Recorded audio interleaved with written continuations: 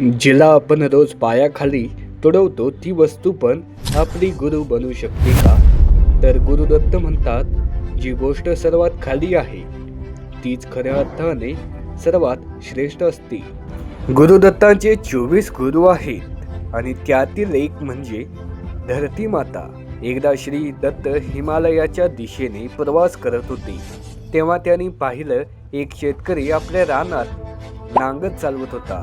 नांगराचा टोक मातीत खोलवत जात होतं.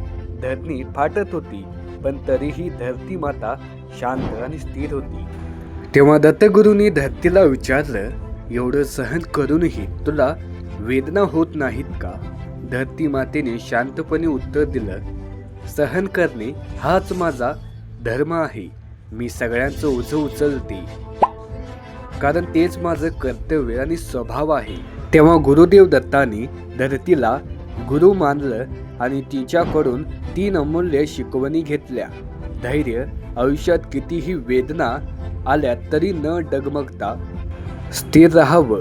क्षमाशीलता, ज्यांनी आपल्याला दुःख दिलं त्यांनाही माफ करून पुढे जात राहावं. निस्वार्थी सेवा, कोणताही अपेक्षा न ठेवता प्रत्येकाची मदत करत राहावं. म्हणूनच म्हणतात, धरती ही केवळ माता नाही तर श्री दत्तांची प्रथम गुरु आहे. श्री गुरुदेव दत्त.